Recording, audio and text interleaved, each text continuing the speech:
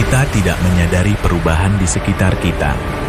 Barangkali karena perubahan itu begitu halus mendekat, memanipulasi pikiran dan melenakan raga. Lalu tiba-tiba kita telah kehilangan segalanya. Uang kemudian menjadi penting ketika manusia mengalihkan pemenuhan kebutuhannya dari alam kepada pasar. Uang dan pasar jugalah didukung teknologi informasi dan transportasi yang mempertemukan manusia di berbagai tempat dalam pengalaman yang sama.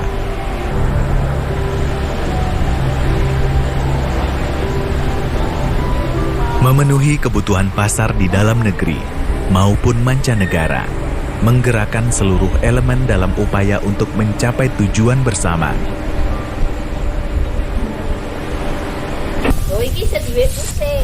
Bahan baku yang melimpah karena dianggap menjadi sosok limbah yang tidak bisa dimanfaatkan, sehingga mengubah cara pandang masyarakat. Industri kreatif memanfaatkan limbah dari perkebunan kelapa sawit, harus mampu membuka lapangan pekerjaan baru bagi masyarakat.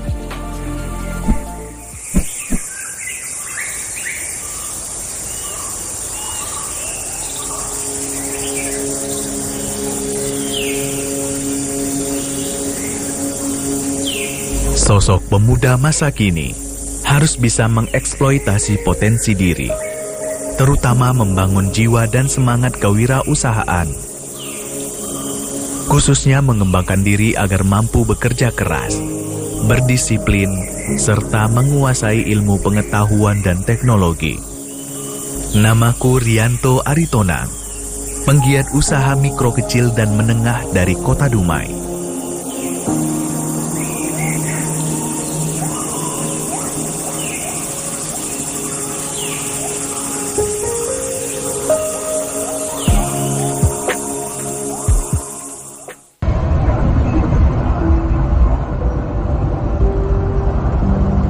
Akibat COVID-19 yang melanda 4 tahun yang lalu, saya mencoba mengajak sahabat saya untuk mampu kreatif di tengah kondisi yang tidak normal. Berbagai upaya saya tempuh untuk selalu bergerak, memanfaatkan teknologi. Sebuah keyakinan membangkitkan saya untuk memanfaatkan limbah yang tidak diolah oleh masyarakat. 2 juta hektar luas hamparan perkebunan kelapa sawit di Riau, khususnya Kota Dumai, memiliki limbah dari pelepah kelapa sawit. Limbah inilah yang saya manfaatkan untuk diolah menjadi lidi sawit. Bagi saya memang jiwa bisnis itu saya rasa sudah ada sejak mungkin dari gen orang tua saya dulu ya. Karena saya lihat orang tua saya, ibu saya dalam mencari penghasilan mata pencarian bagi keluarganya dari dulu memang sangat effort untuk memperjuangkan kita. Nah begitu juga mulai dari saya sekolah, saya memang banyak memulai bisnis-bisnis kecil yang dimulai dari adanya kebutuhan dan permasalahan di sekitar saya. Begitu juga dengan ketika saya merantau di Riau ini, saya melihat begitu banyak pelepah-pelepah lidi sawit pasca hasil panen itu terbuang begitu saja dan tidak dimanfaatkan. Sementara lidi sawit ini merupakan bahan baku utama yang sangat dibutuhkan di beberapa negara.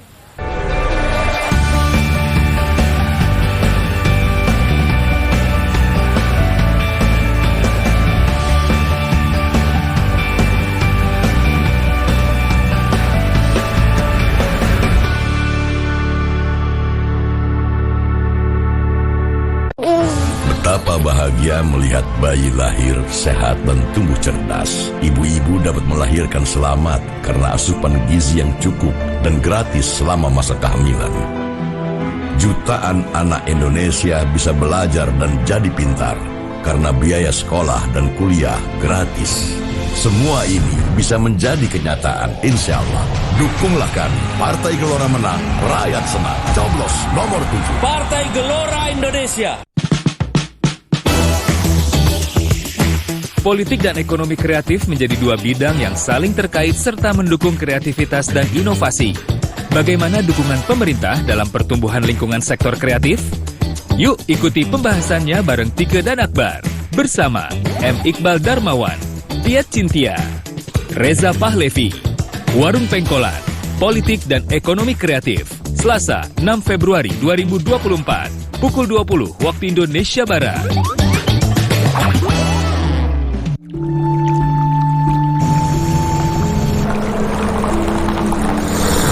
Kopi mas? Ya. Ngomong ya? Iya. Halo.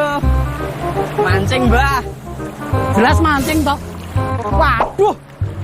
Ruwet. Hasil survei. Duh mumet aku mbah. Survei apa? Ini sih mbah ini nggak update. Yang namanya survei itu baru viral banget. Nih mbah.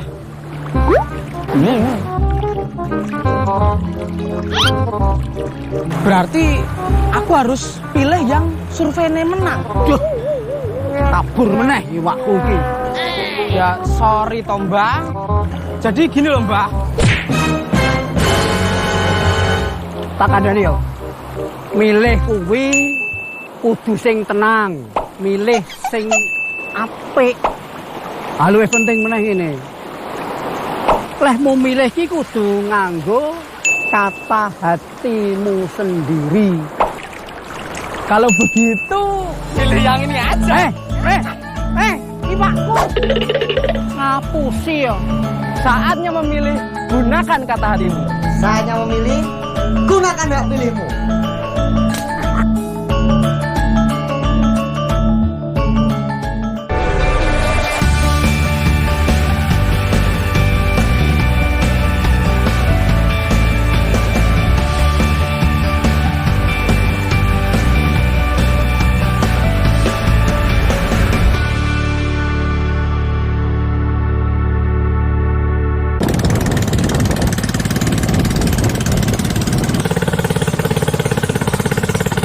Memanfaatkan limbah kelapa sawit di perkebunan menjadi solusi untuk meningkatkan perekonomian masyarakat. Agar tidak menjadi limbah, pelepas sawit diambil lidinya untuk dimanfaatkan menjadi barang yang lebih berguna. Banyak dari masyarakat petani kelapa sawit yang menyepelekan lidi kelapa sawit. Saya melihat usaha ini memiliki peluang ke depannya. Banyak manfaat dari bahan baku lidi kelapa sawit yang nantinya dapat menambah income bagi masyarakat dan tentunya dapat mendorong perekonomian. Menggerakkan masyarakat untuk menimbulkan minat mereka di dalam usaha ini tentu tidak mudah. Permasalahan yang terjadi justru dari keyakinan mereka terhadap limbah yang selama ini dianggap tidak berguna.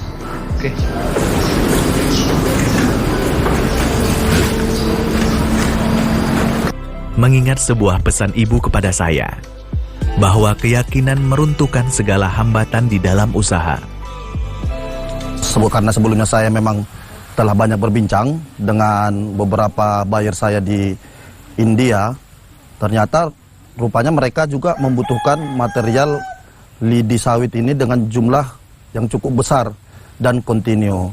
Maka dari itu di tahun 2020 saya mulai mengkurasi atau mengedukasi beberapa daerah di Sumatera Utara dan Riau agar para ibu-ibu, para petani di kawasan sawit itu dapat memanfaatkan limbah dari pelepas sawit ini untuk menjadi value yang nantinya menjadi nilai tambah bagi keluarga. Nah, seperti yang kita lihat di belakang ini adalah pekerjaan dari ibu-ibu setiap sore hari sambil mereka bercerita, sambil ngerumpi. Mereka dapat menghasilkan sedikit tambahan uang untuk dapur. Pekerjaan ini telah menjadi alternatif baru bagi para rumah tangga yang berada di sekitar perkebunan. Nah, sekarang ini dari daerah Riau ini sendiri, kita dapat menghasilkan dari sekitar 200-300 ton lidi sawit khusus dari wilayah sekitar kita di Dumai ini. Belum lagi dari tempat-tempat lain di beberapa kabupaten kota dan juga dari daerah lain seperti Sumatera Utara. Dari permasalahan yang saya temukan di masyarakat, akhirnya saya mendirikan KHK Internasional. Ini merupakan salah satu upaya untuk memberikan label atas usaha saya di dunia UMKM. Diibaratkan sebuah paspor, saya memberikan identitas usaha ini untuk dikenal, baik di dalam negeri maupun luar negeri. Kalau ada kepalanya nggak bisa.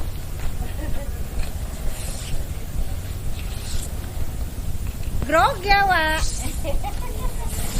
Bergerak bersama dengan masyarakat yang tinggal di wilayah perkebunan kelapa sawit di Kota Dumai, menggabungkan semangat dan kerja keras, hingga dapat mewujudkan sebuah hasil dari kerja yang nyata. Seperti Ibu Tuti, dalam 1 tahun ini membantu saya bergerak di perkebunan kelapa sawit di Bukit Kapur, Kota Dumai. Bersama ibu-ibu di desa Simpang Panap, Ibu Tuti bergerak membantu warga. Ibu-ibu nengok dulu kan ke kebun kalau ada orang panen. Habis orang itu panen pulang, ibu-ibu ngambil lidinya, dipilih yang panjang-panjang, dipilih yang bagus-bagus. Habis itu bawa pulang, terus diserut. Habis diserut, dijemur, udah kering, udah sekitar 3 hari, udah kering, diikat, dijual. Sangat membantu. Untuk ibu-ibu, untuk uang jajan anak-anak, untuk kebutuhan yang kecil-kecil lah. Kendalanya itu tadi, kadang kan terlalu banyak orang cari, jadi kan berebut. Jadi banyak yang cari, kadang ada yang dapet, kadang ada yang enggak, kan gitu. Terus kendalanya cuaca. Kalau cuacanya bagus, bisa cepat kering. Kalau cuacanya kurang bagus, agak lama. Terus pun dia berjamur. Kalau bisa pun harga pun bisa lebih tinggi ya kan. Jadi membantu ibu-ibu sini bisa menolong kebutuhan keluarga lah. Hasil usaha lidi dari masyarakat dikerjakan secara bersama-sama dengan berbekal alat yang sederhana. Dalam 1 hari, per orang dapat menghasilkan 8 kg. Usaha ini tak lepas dari ikatan batin saya dengan masyarakat. Kehadiran saya di desa memberikan semangat untuk warga yang berada di tengah kepungan perkebunan kelapa sawit. Pelaku industri kerajinan harus tetap semangat, kreatif berinovasi, dan terus meningkatkan daya saing produk. Ya, ini jadi ketahan gitu. Sekatar dulu, Nak. Di sisi lain, dengan menggerakkan anak-anak muda untuk terjun langsung di dunia UMKM, merupakan tujuan terbesar dalam hidup saya, dapat mengikuti transformasi bisnis, agar mampu menginspirasi dan mengoptimalkan produktivitas dagang. Pikiran energik dari UMKM muda inilah yang nantinya dapat menggerakkan industri. Dan dapat kita berdayakan di tengah-tengah masyarakat. Diketahui belum dijamah, KHK internasional yang saya buat menjadikan saya terus bertahan di tengah persaingan dunia ekspor. Sebuah gudang di dalam kota industri, saya rasa mampu untuk menampung lidi-lidi sawit hasil masyarakat. Dari gudang inilah, ekspor pertama lidi sawit dari kota Dumai berangkat 2 kontainer menuju India sebanyak 50 ton lidi sawit, senilai $18.000. Standar kualitas yang saya terapkan sesuai dengan permintaan pasar dunia. Mulai dari panjang lidi sawit, warna, dan kekuatan lidi sawit itu sendiri. Kualitas produk mengacu pada seberapa baik suatu produk memenuhi kebutuhan pelanggan, memenuhi tujuannya dan memenuhi standar industri yang ada. Itulah yang saya terapkan di dalam usaha lidi sawit ini. Penerapan quality control dapat meningkatkan kualitas produk dan meminimalisir cacat pada produk. Langkah awal dalam penerapan quality control adalah memahami standar kualitas dan menentukan spesifikasi produk yang harus dipenuhi. Setelah itu, dilakukan proses pengujian dan pemeriksaan untuk memastikan bahwa produk memenuhi spesifikasi yang telah disetujui. Saya bersama tim berupaya membuat branding agar dunia tahu inilah hasil dari tanah Indonesia. Penerapan quality control dapat meningkatkan keuntungan bagi usaha ini, seperti peningkatan kinerja operasional, peningkatan kepuasan pelanggan, peningkatan produktivitas, peningkatan keuntungan, dan penghematan biaya. Terkadang, saya menghadapi tantangan dalam memastikan kualitas produk yang konsisten. Salah satu masalah yang paling umum adalah memastikan bahwa tim yang saya bentuk memahami dan mengikuti prosedur quality control yang benar. Untuk mengatasi tantangan ini, pelatihan dan edukasi tentang quality control selalu saya terapkan di gudang.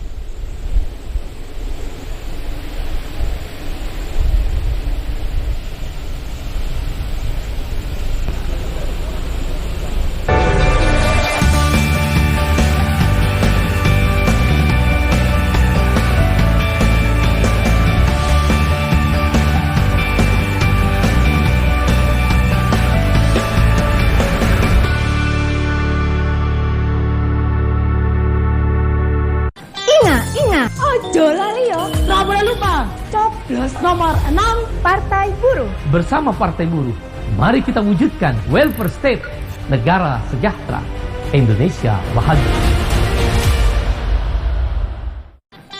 Ingat. Ojo lali yo. Nggak boleh lupa. Coblos nomor 6 Partai Buruh. Bersama Partai Buruh, mari kita wujudkan welfare state, negara sejahtera, Indonesia bahagia.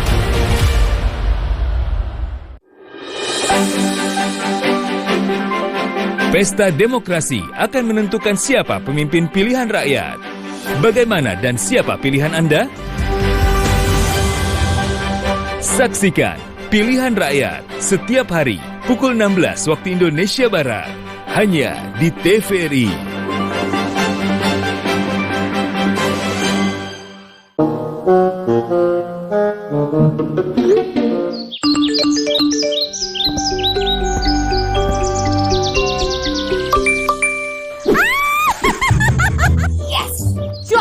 Hasil hitung suara Mak Caleg menang.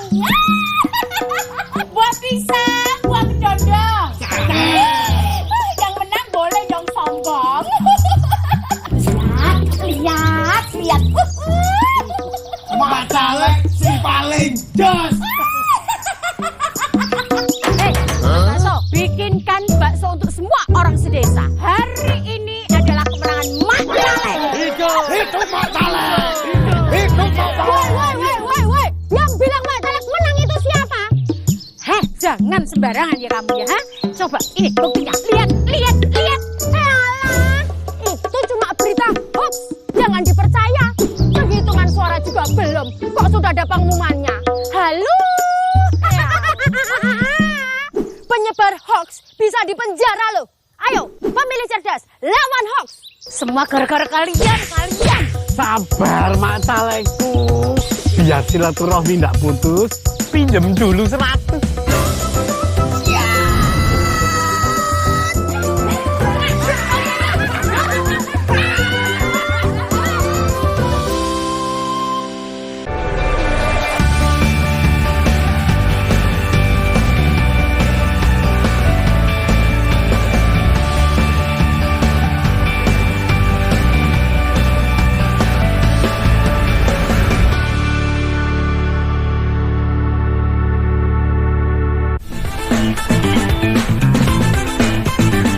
Dari sisi lidi sawit yang diekspor ada dua jenis, reguler dan super. Kategori reguler minimal memiliki panjang 90 cm dan berwarna hijau atau coklat. Sementara lidi kualitas super, panjangnya mencapai 100 cm, warnanya hijau kekuning-kuningan, tingkat kekeringan 30% dan tidak berjamur. Salah satu tim awal yang saya bentuk bernama Said. Said membantu saya di dalam pengemasan dan menentukan kualitas lidi sawit di gudang. Sejak awal kami bersama-sama di dalam usaha lidi sawit. Ketekunannya sangat membantu saya. Awal kenal dengan Bang Aritonang, waktu itu kita sama-sama member di salah satu aplikasi untuk belajar ekspor. Tapi berhubung beliau udah mulai duluan terjun di dunia ekspor, jadi saya minta bimbingan oleh beliau, dan beliau bersedia untuk mengajak saya untuk bergabung untuk mengurus supply lidi sawit yang ada di Kota Dumai. Dan hampir 2 tahun kita kerjasama dengan Bang Aritonang. Banyak manfaat yang bisa kita rasakan terhadap saya pribadi, tim saya yang di gudang, dan juga petani yang ada di daerah kami di Dumai. Bang Aritonang sosok pemuda yang luar biasa, inspiratif menurut saya, karena beliau idola saya sebenarnya. Dapat bekerja bersama dia, gabung bersama dia, mengembangkan usaha ini bersama-sama, suatu kebanggaan untuk saya pribadi. Awal mulai kendala kita karena baru belajar, jadi barang itu udah sempat kita beli banyak, tapi ternyata speknya itu tidak sesuai dengan yang diharapkan buyer. Jadi kita sempat mengalami komplain dari buyer, tapi dari situ kita belajar, makin ke depannya kita mulai meningkatkan kualitas lidi-lidi yang ada di Kota Dumai khususnya. Petani pun kita bimbing dari awal, pelan-pelan kita ajarkan agar bisa memproduksi lidi sawit yang sesuai yang diinginkan oleh buyer kita. Pesan saya untuk pemuda-pemuda, terus berkarya, terus belajar, terus kembangkan diri, agar kita bisa menjadi generasi emas di masa depan untuk Indonesia ini. Dan harapan untuk Bang Aritonang, mudah-mudahan bisa menginspirasi kami yang masih belajar di dunia ekspor, dan terus bisa mengembangkan dunia ekspor khususnya di Dumai, agar potensi Dumai bisa keluar, bisa produk yang ada di Dumai bisa kita jual ke luar negeri. Penggiat UMKM naik kelas akhirnya bisa diwujudkan dengan kemampuan dengan memanfaatkan platform digital. Pelaku UMKM harus memiliki mindset sebagai pengusaha, bukan sebagai pedagang. Di samping itu, harus mampu memiliki produk sesuai dengan kebutuhan market.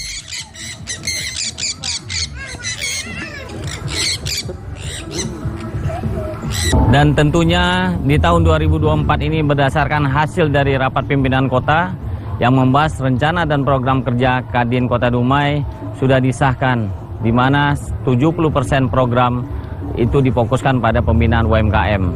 Usaha mikro, kecil, dan menengah menjadi fokus kita, karena memang Dumai perlu disegerakan bagaimana menumbuh kembangkan usaha UMKM. Ada beberapa UMKM yang menjadi fokus kami. Salah satunya adalah ekspor lidi sawit. Kenapa ini menjadi fokus Kadin Kota Dumai? Karena memang di ekspor lidi sawit ini memberikan dampak yang luar biasa. Satu kontainer bisa memberikan dampak dan manfaat bagi 150 orang kepala keluarga. Tentunya kalau ini dikalikan dengan 20 kontainer 1 bulan akan berdampak terhadap 3.000 kepala keluarga. Terkait dengan program kerja yang sudah disusun oleh Kadin Kota Dumai, tentunya menemui beberapa kendala.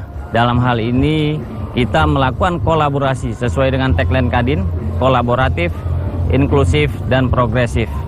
Kolaborasi kita lakukan dengan beberapa OPD di bawah pemerintahan Kota Dumai. Ada Dinas Perdagangan Kota Dumai, Dinas Tenaga Kerja Kota Dumai dalam pembinaan tenaga kerja mandiri, dan Dinas UMKM. Terakhir, kita akan melakukan koordinasi dengan bagian ekonomi pemerintah Kota Dumai. Untuk ekspor lidi sawit, Kadin memasukkan programnya di tahun ini, yaitu fasilitasi ekspor. Selama ini ekspor lidi sawit itu dilakukan melalui Pelabuhan Belawan Medan. Tentunya memberikan kos yang lebih untuk transportasi darat. Kita akan coba alihkan dengan melakukan launching perdana ekspor melalui Pelabuhan Dumai pada akhir bulan Februari. Kadin memfasilitasi bagaimana kontainer yang dibutuhkan 40 feet bisa dapat, bagaimana dilakukan juga subsidi terhadap nilai logistik yang memang berbeda dengan kalau kita ekspor melalui Belawan. Terkait dengan ekspor UMKM melalui Pelabuhan Dumai, tentu untuk meminimalisir nilai kos logistiknya, kuantiti harus ditingkatkan. Kami berharap kolaborasi bisa dilakukan oleh pemerintah Kota Dumai, pemerintah provinsi, sehingga UMKM semakin banyak melakukan ekspor melalui Pelabuhan Dumai. Tentu akan berpengaruh terhadap nilai kos logistik yang akan diberikan kepada UMKM-nya.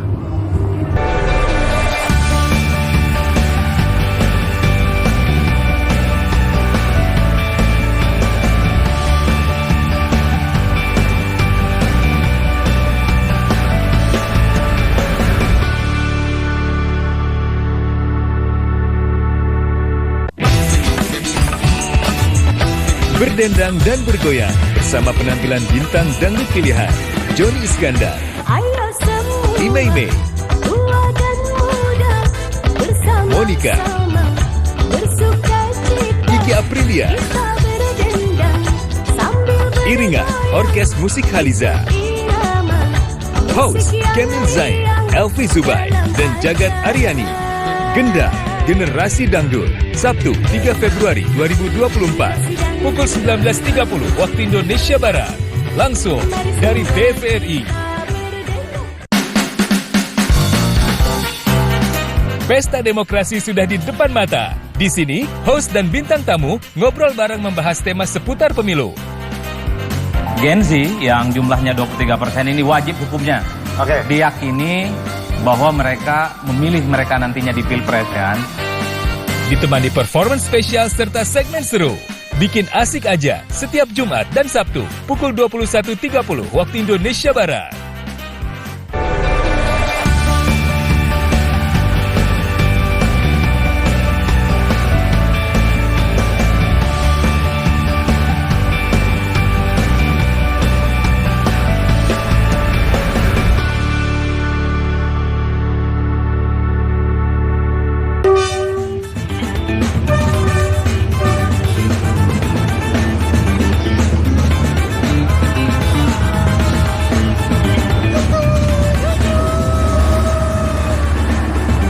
Material lidi sawit diminati pasar luar sebagai bahan baku houseware produk.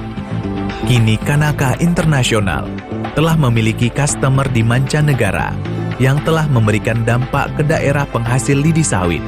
Di tahun 2023, saya bersama KHK telah mencatatkan ekspor sebanyak 156 shipment, 592 teus kontainer, atau 7.008 ton lidi sawit ke 6 negara, dengan penerimaan devisa sebesar $3.166.205,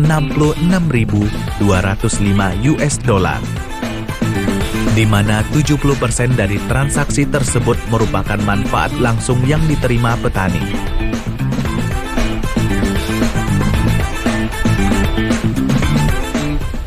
Di tengah banyak kondisi kesulitan masyarakat saat ini, saya selalu bersemangat agar tetap dapat memberikan impact positif bagi masyarakat, agar dapat membantu mereka dalam meningkatkan kesejahteraan di tengah masyarakat kecil, petani maupun orang-orang yang berada di sekitar perkebunan. Harapan saya ke depan anak-anak muda dapat lebih berperan aktif lagi dan lebih kreatif dalam menciptakan gagasan maupun aksi-aksi yang memberikan dampak baik kepada lingkungan sekitarnya, baik secara ekonomi maupun dampak-dampak sosial lainnya. Untuk kita yang masih muda dan penerus bangsa, mari kita ciptakan lapangan pekerjaan dengan salah satunya mengolah bahan atau benda yang ada di sekitar kita menjadi produk bermanfaat dan diminati orang.